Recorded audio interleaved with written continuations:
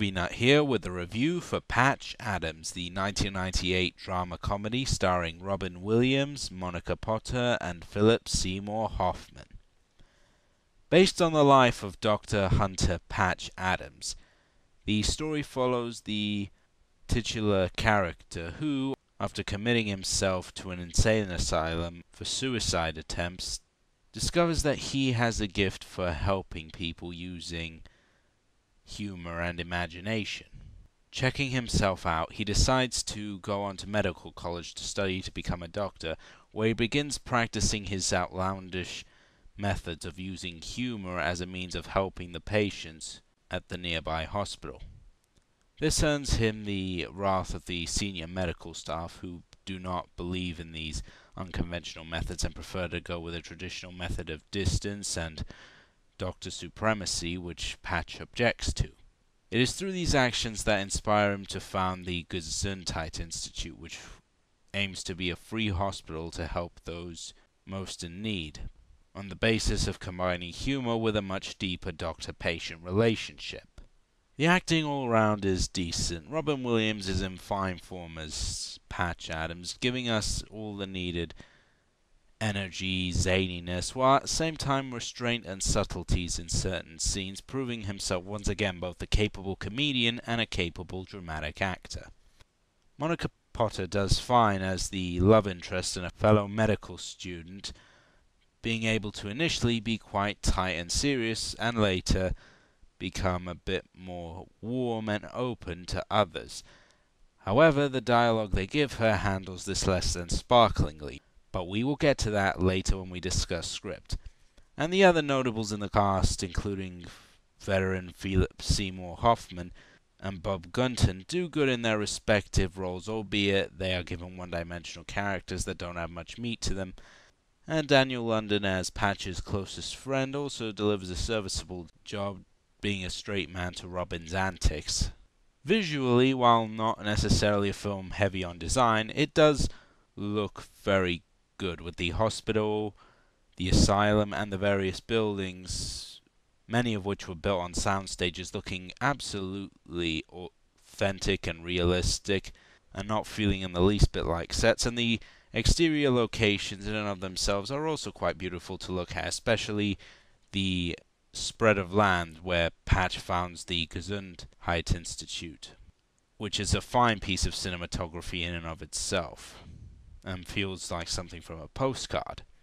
And the score by Mark Scheinman doesn't shy either, and though it is a bit heavy-handed at times, it still does its job, giving us all the great comedic cues and emotional music that this type of movie demands, with the title theme being very beautiful, if a bit sweet.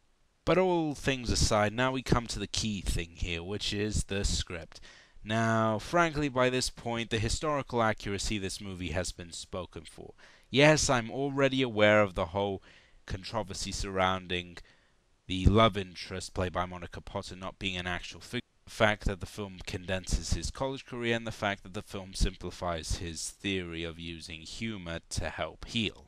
Now, as I've said in the past when I've reviewed films such as Cromwell and Evita, to me, though historical accuracy is indeed nice, and I am a huge history buff myself, to me, the core element of a movie should be whether or not it's entertaining. To me, you can have a film that is 100% accurate, but an absolute bore fest, while at the same time you can have a film that does skimp facts, but still be very enjoyable in its own right. However, even with that objectivity in mind, there's no way of getting around that the film is extremely simplistic in both its execution and in its narrative, which was written by Steve Odenkirk, who you might recall as the guy who gave us Ace Ventura 2.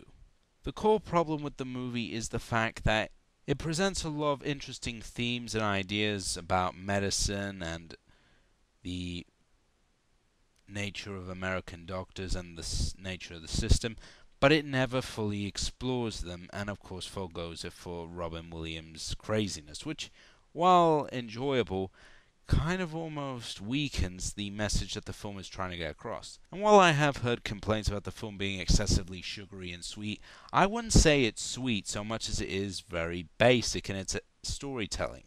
A lot of the characters here, frankly, as I said before, are cardboard cutouts, and even though the actors try, there is no way of getting around the dialogue they are given here, which, while not painful, is about as basic as you can get, just saying exposition without giving much character to them, with the doctors that Patch confronts throughout the movie being especially guilty of this, talking in an incredibly villainous tone that, frankly, even back then for the 70s, I doubt was how doctors actually spoke.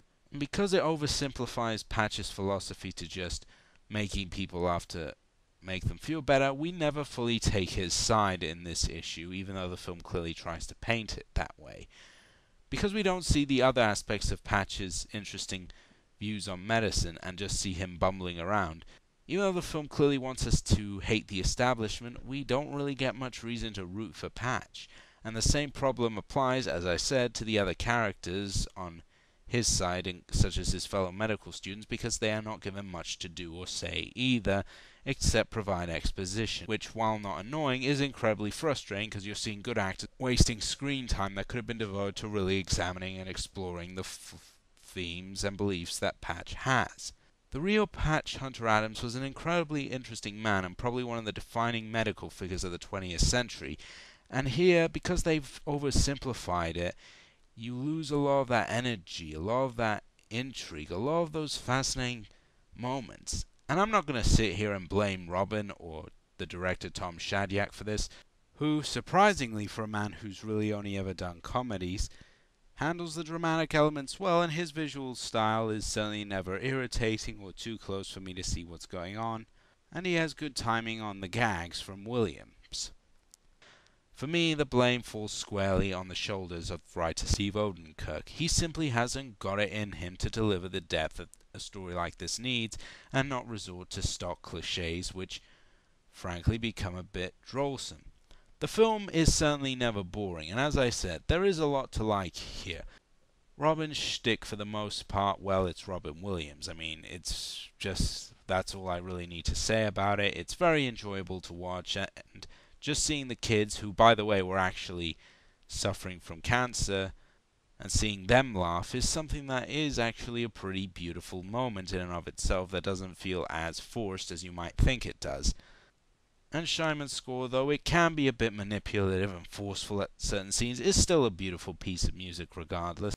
Shadyak's directing is fairly solid and has good timing to it, but the oversimplification is just unignorable. Even if you can forgive its historical inaccuracies, the philosophy and themes that are present here that could have been handled by a better writer just almost make you wish that the talent that was present in this movie had been given to another Patch Adams movie with a better writer. And so I must give Patch Adams a bronze star. Some are probably clambering, demanding I give it a plastic, but the fact is I award plastic for incompetence and failure on every single level at filmmaking. And Patch at least gets 50% of the things right.